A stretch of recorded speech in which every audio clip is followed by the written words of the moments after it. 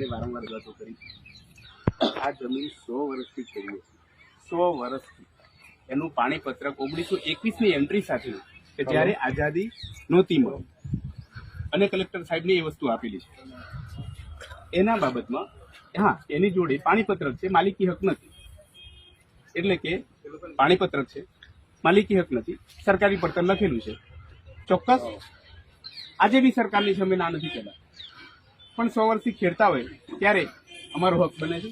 1972માં બી કાયદો હતો ખેડૂતની જમીન, તો 1972માં આ જમીન ખેડતા હતા એ સરકારને ખબર છે, ત્યારે પાણીપત્રક થયેલું છે, તો સરકારે એ ખેડૂતની જમીનનો કાયદો અમલમાં અમારે ત્યાં કેમ ના લાવી?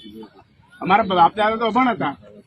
હવે ખાસ તો મામલતદાર સાહેબ આપ એગ્રીમેન્ટ અહીંયા જ્યારે આ મુદ્દામાં આજે આવ્યા છે ત્યારે આ બાબતની ગંભીરતા સાથે અમે કહીએ કે માલિકી હક માટે તો અમે કોશિશ કરી રહ્યા છીએ, સિવિલ કોર્ટમાં કેસ ચાલુ છે, પણ અત્યારે અમે બીજા પોઈન્ટ ઉપર વાત કરવા માંગીએ છીએ કે આદિવાસી વિસ્તાર છે, 5મી અનુસૂચિ વિસ્તાર છે, બંધારણની 5મી અનુસૂચિમાં ગ્રામ સભા સર્વોપરી છે, નહીં વિધાનસભા નહીં સંસદ સભા, સબસે ઊંચી ગ્રામ સભા.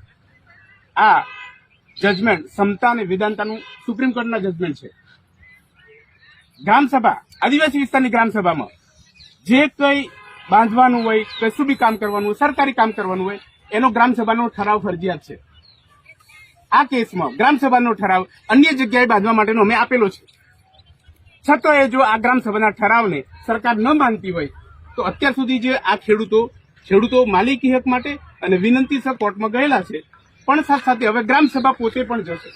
હવે ગ્રામ સભા જવાની છે. આજનું મેં કાલે બી અહીંયા આજે સર્વે મોદી સાહેબ જે આપણા અહીંયા શું કહેવાય કે રેવન્યુ તલાટી છે, મેં સાંજે એમને એ જ કહ્યું કે આવતીકાલે અમે આ મુદ્દો આપણે કહેવાના છીએ કે હવે આ જે જમીન લેવા માટે અત્યારે આરોગ્ય વિભાગ, મામલતદાર સાહેબ અને કલેક્ટર સાહેબ કે જે કંઈ સરકારી તંત્ર છે એ બંધારણની જોગવાઈઓ 5મી અનુસૂચિ વિસ્તારની ગ્રામ સભાના ઠરાવને માનતી નથી અને એના વિરુદ્ધ અમે જઈશું.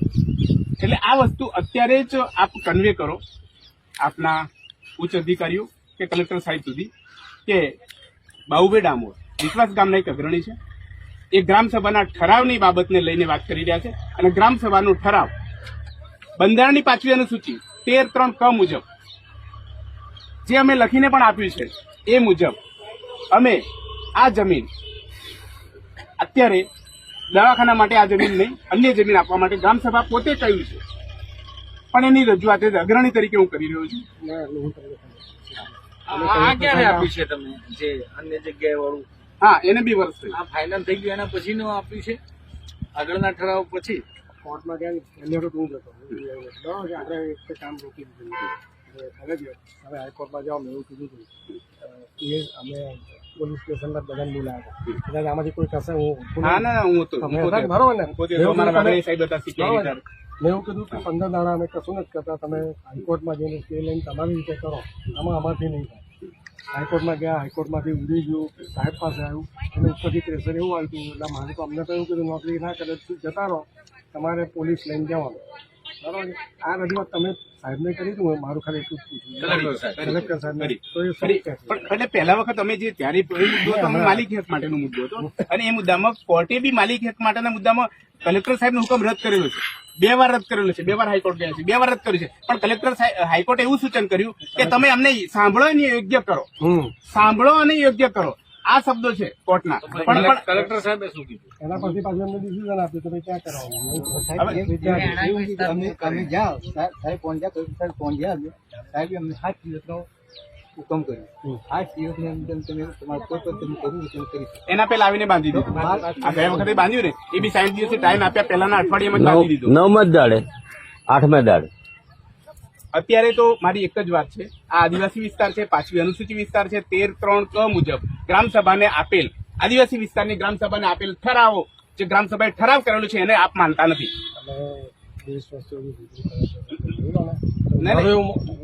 જે કર્યું આમાં શું તો તરત નીચે લાવી જાય. अधिकारी या अन्य प्राधिकरण भारत सरकार के लिए काम करते हैं, इसके लिए काम करते हैं, भारत सरकार के अधीन काम करते हैं, मतलब तो भारत सरकार कौन है? तो अनुच्छेद 12 इसी बात का डिफाइन कर रहा है कि जो भारत सरकार है वो आदिवासी है और वही आदिवासी और वही भारत सरकार आपको आदेश निर्देश दे रहा है ग्राम सभा के माध्यम से और आप पालन नहीं कर रहे हैं। मतलब कहीं ना कहीं आप कानून का खेल खेल रहे हैं।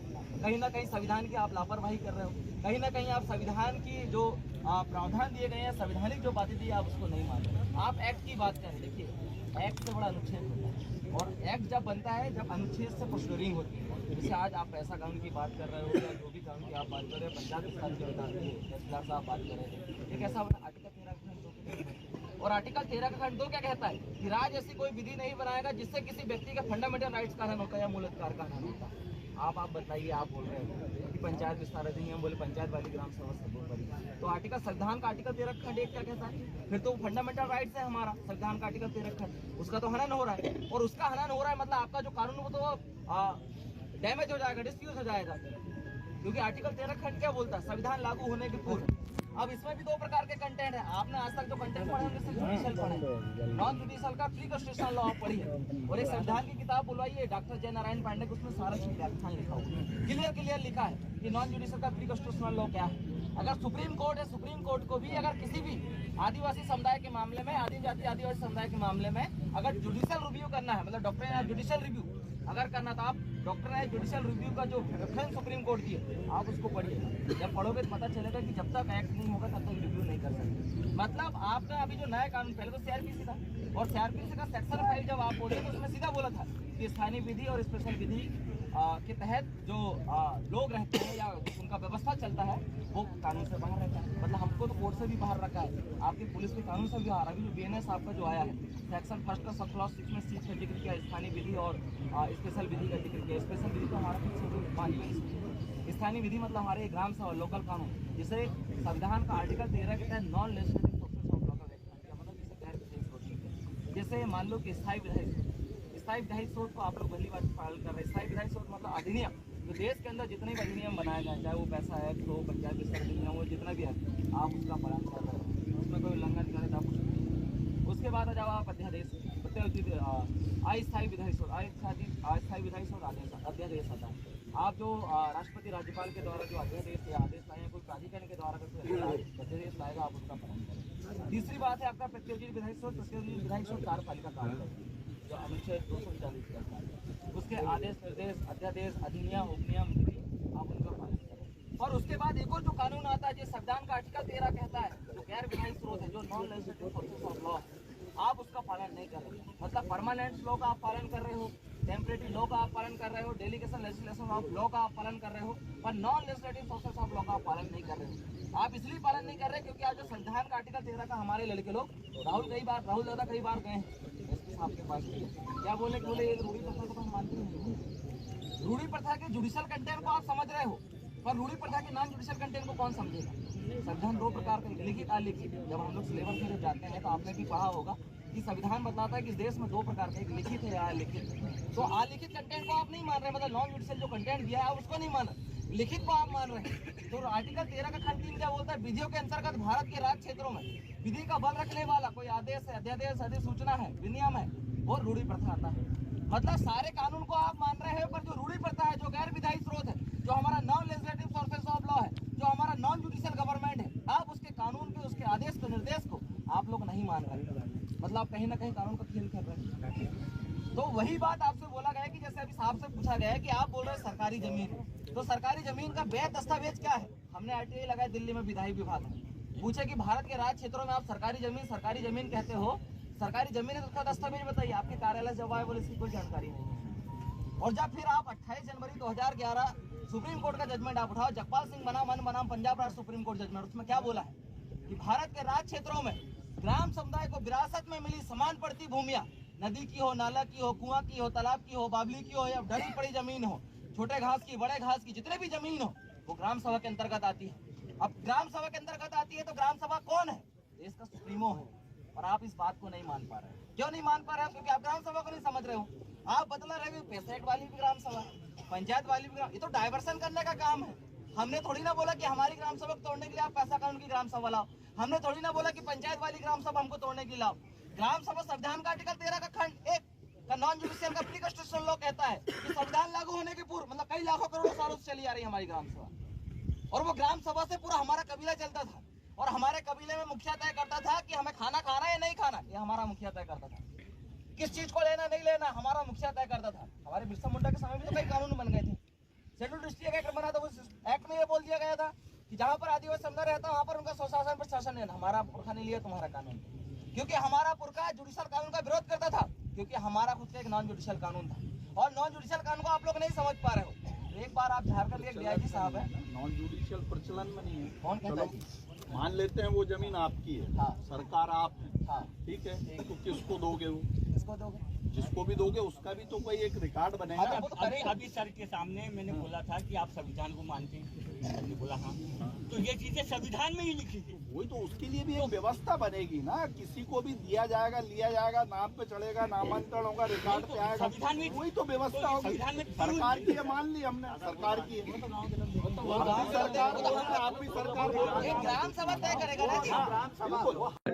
વિષય અનુસંધાન જો સાંભળો એ લોકો નહીં, નહીં. એ લોકો હવે તમે તમે ભરણા પાવતી એક જ મિનિટ, ભરણા પાવતી માટેના જે ચલણ ખ્યાલ છે તમને કે એ લોકો શું માંગે છે, એ જે પૈસા ભરે છે, હા પૈસા એ લોકો ભરવા અને એ લોકો પૈસા ભરે, પણ પૈસા ભરે એ લોકોને જે આપણે જે ડીજીવીસીએલ ની તમને પૈસા જે જમા લીધા સ્વીકાર્યા એની જે તમને પહોંચ આપે છે રસીદ, એને પણ જે ચલણ માંગે છે. ચલણની ભરાયેલી જો મારે એમ કેવું કે કોઈ પણ સરકારને તો ભરાવવું જોઈએ કે નહીં, મારે એમ કેવું સરકારમાં સરકારમાં જ જાય છે. મેં લખી આપો ને તો સરકારમાં અમે ભરતા છે. હા, તો ભરે છે ને સરકાર. લખી આપો ને કે અમે જીબીએ ભારત સરકાર ભરણા પાવટી નહીં મળે, તેજરીનું ચલણ છે જો ભાઈ, ભરણા પાવટી નહીં મળે પછી અમે ચાલે હે કેવી આવે તો તમે આજ સુધી એ લોકો આપી જ નહીં, ભાઈ એ લોકો આપે તો અમે તમને કહીએ કે નહીં આવી આવે. આ રીતેનું ચલણ આ રીતેનું ભારત સરકારની જો ટીડીઓ સાહેબ બી તેજરીમાં ચલણ ભરીને PL2 કરે, બરાબર. તમારે બી સરકારમાં ભરાય તો અમને જાણવા, મારે એમ કેવું કે અમને જાણવા તો મળવું જોઈએ કે નહીં. મેં પેલું પગાર લેવો તો રેવન્યુ ટિકિટ મારો ને તો જ પગાર આપે કે પાસ થાય કે નહીં. ખાતામાં રેવન્યુ ટિકિટ મારે ને સાહેબ, તો જ ખાતામાં પાડે ને તો રેવન્યુ ટિકિટ આપો એમ અમારે કોઈ જાપાજાપી નથી કરતી. કોઈ 444 સરકારી અધિકારી 444 વગર પગાર નહીં 344. હા ભાઈ ઓનલાઈન મારે એમ કેવું કોઈ રેવન્યુ સ્ટેમ્પ નહીં ભાઈ નહીં પાડે પણ છેલ્લે ખાતું તો પડે જ કે નહીં, ખાતામાં તો આવે જ કે નહીં, ઓનલાઈન પૈસા મળી જાય. જો તમે આરટીઆઈ દ્વારા તમે આવો કાયદો જાણો છો, આ તો જાણો જ છો, તમે બંધારણ જાણો છો, પણ આરટીઆઈ નવો કાયદો છે એ આરટીઆઈ દ્વારા તમે માહિતી હા માંગ્યા બધું જ જાણીએ પણ આરટીઆઈ માંગવા પણ એટલે આરટીઆઈ માંગ્યા ત્યાં સુધી અમારું બધું કાપડ પૂરું થઈ જાય. એવું નહીં, તમે અત્યાર સુધી તમે માંગી શકો ને કે કેટલા પૈસા ભર્યા સરકારમાં. તમે છે ને તમે જે વાત કરો ને આઈપીસી સીપીસી ચૂપ અવળે તું ચૂપ રહે ભાઈ વિરલ બોલવા દે એને. આ ભાઈ વાંચે ને એને સાંભળી લેવો તમે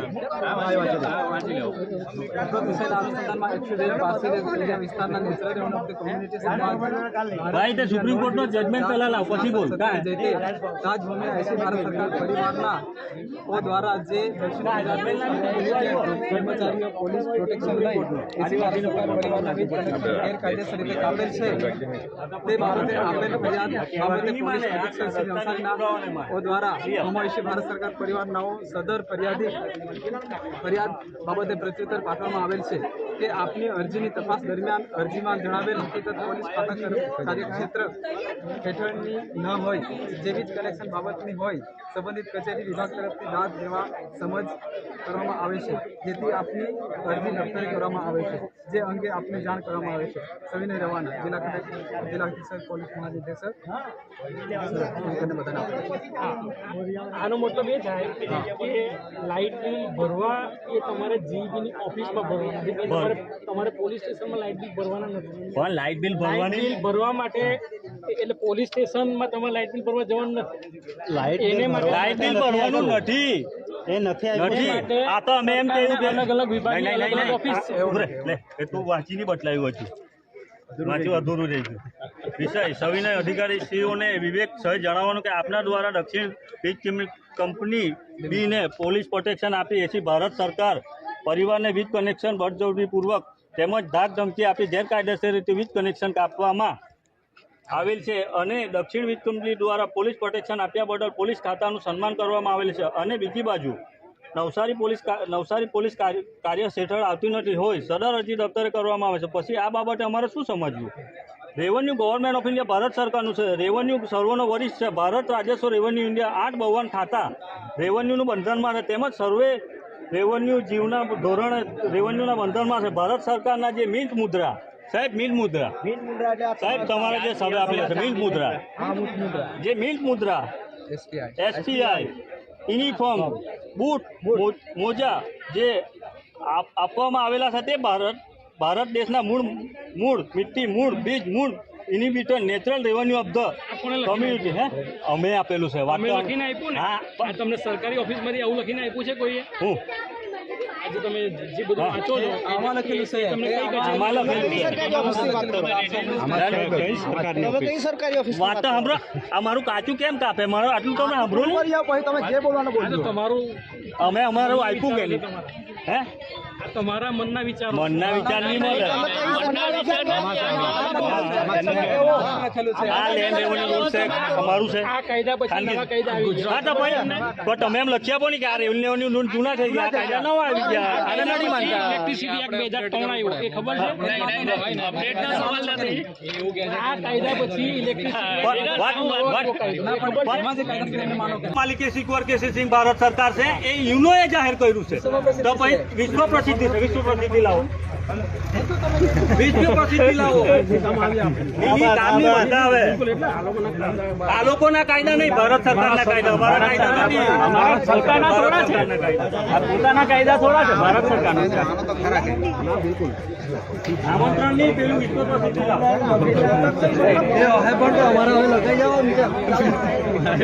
અમારા મેટર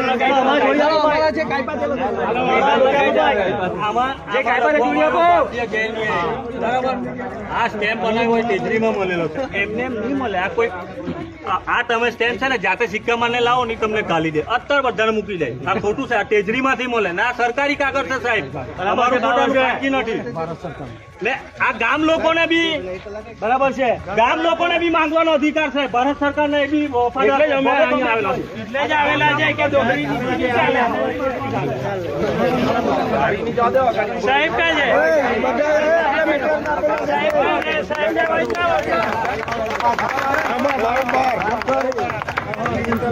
ગાડી નહીં જાવ.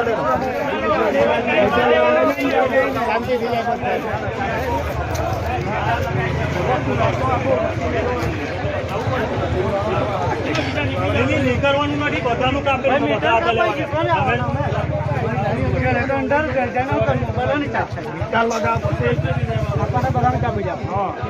થોડા સાઈ નહીં મળે સાહેબ. બધાને કાંઈ પાસે એટલા થોડા સાઈ નહીં. અટવાનું કોઈ નહીં મળે. બધાને કાપેલા. ચલો નીકળી જાવ. નહીં નહીં અમારે નથી જવું. ભાઈ તારે નથી જવું તો રહેવા દે. બીજાને રવાના કરાવી દે. નીકળી જાવ. બસો તો કરવું પડે ને. કાઢી દો મેલે. મટીરિયલ છે, અર્થ મટીરિયલ છે. ગેટકો કાઢી લે. હવે બોલ પાવર પ્લાન્ટ કાઢી લે. જાતે કરે પણ મારે એમ કહ્યું કે અર્થ મટીરિયલ કોનું લે? અર્થ મટીરિયલ ભારત સરકારમાં જાય કે તેના અડધા પૈસા ટ્રેકમાં જાય કે ભારત સરકાર લે. અમારાને ભરાવવું જોઈએ કે નહીં? એમ કેમ જે ભારત સરકારમાં ભરાવવું જોઈએ કે નહીં? આ રીતે અમને આપવું જોઈએ કે નહીં? રેવન્યુ શું છે ને? અમે સાહેબ વાત સાંભળો. અમે એવું કહ્યું કે જીબી વાળા અમારા વાયર કાપી જતા સાહેબને ઉપર એસપી સાહેબ એવું કહ્યું કે અમારે જીબી વાળા લાગતું વળગતું નથી એટલે તમારી આજે સન્માન લીધું કે જીબી વાળા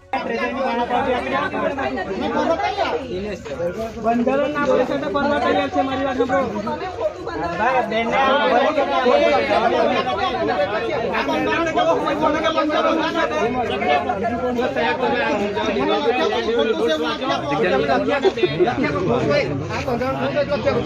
પુરવાર કરે ને ખોટું છે ભાઈ. ભારત સરકારનું બંધારણ ખોટું છે. બેન કે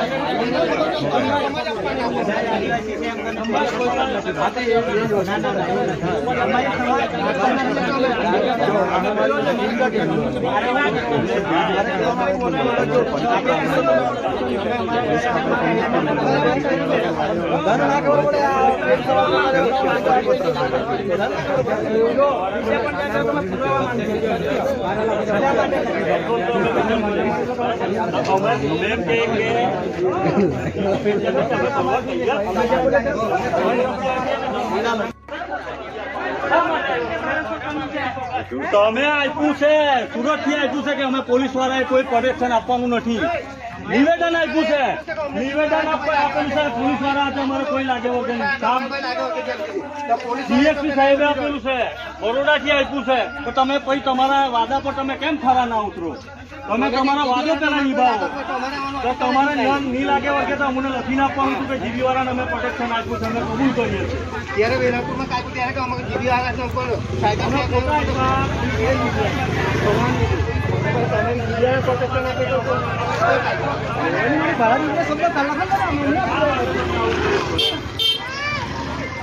મારે એમ કેવું કે તમારે પોલીસ પ્રોટેક્શન જીબી વાળા લાગે વગર નહીં તો શા માટે તમે આવું કરો?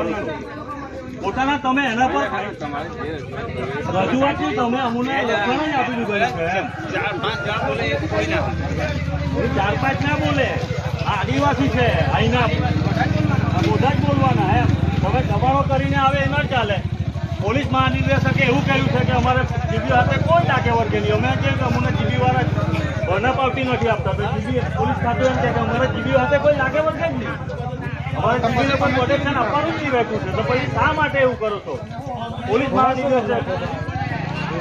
મહાનિર્દેશક ઉપર આપ્યું, તારો સાહેબ એવું કહે છે કે અમારે લાગે વગર. સુરત આપ્યું તે બી ના કહે છે, નવસારી આપ્યું ના કહે છે, અનાવલ ના કહે છે, બધે જ તમે ના કહે છે. પછી તમે આવે તો તમે કહ્યા ને કોના ઓર્ડર થકી આવ્યા?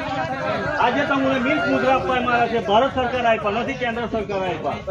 એ મિલ્ક મુદ્રાનું આજે તમારે એ કરવાનું છે. આજે ટોપી પર આજે તમારે મિલ્ક મુદ્રા મૂકવામાં આવ્યા છે ને, ટોપી કેમ બાકી મૂકવામાં? આ મિલ્ક મુદ્રાને સલામી માટે આપવામાં આવ્યા છે. 4 આપવામાં આવ્યા છે, STI સ્ટાર.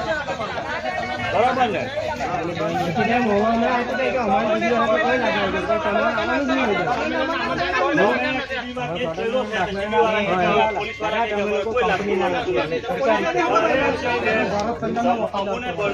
તમે આપો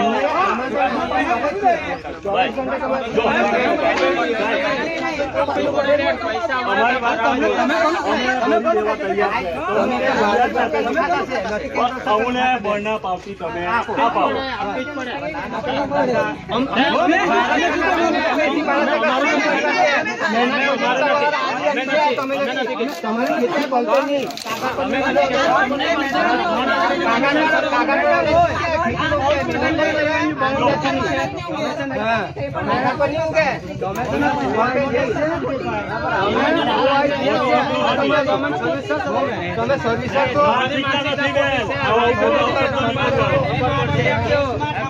તમે સાબિત કરી આપો ને બેન. અમે કરવાનું છે એવું અમે ભરી દઈએ.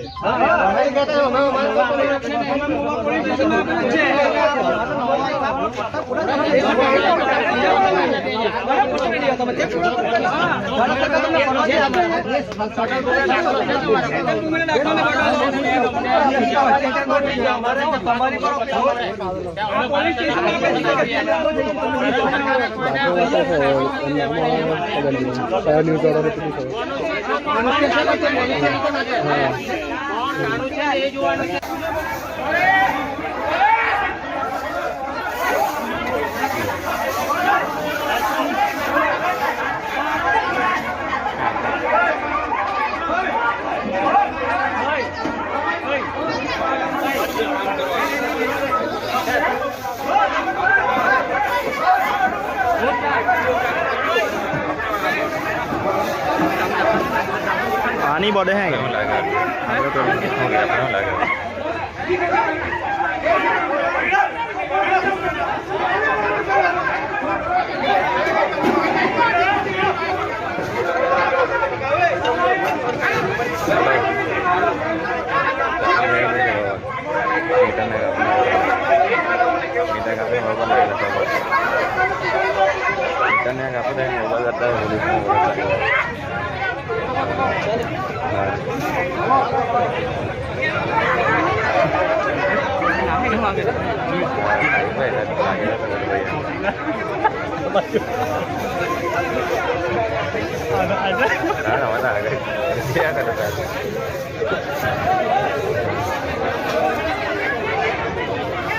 बाबू बोल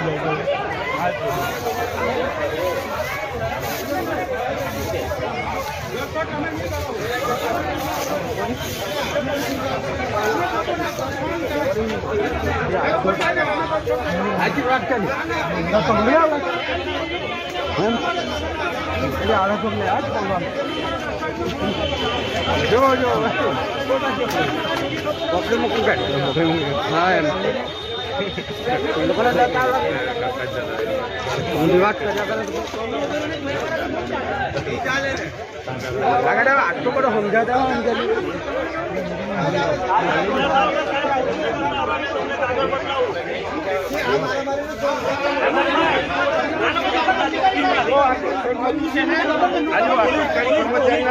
સાહેબ કઈને હવે વાત કરતા છે અમને તમે આ તમારે ત્યાં લેડીઝ તો પોલીસ વાળી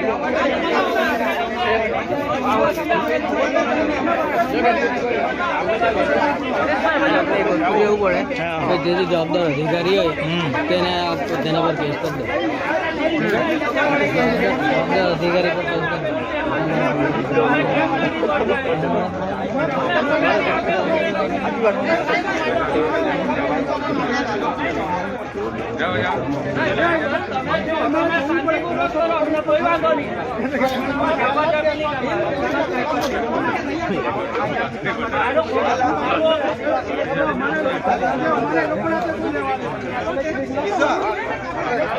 આ બાજુ અંદર આ બાજુ આવ્યા કર આ બાજુ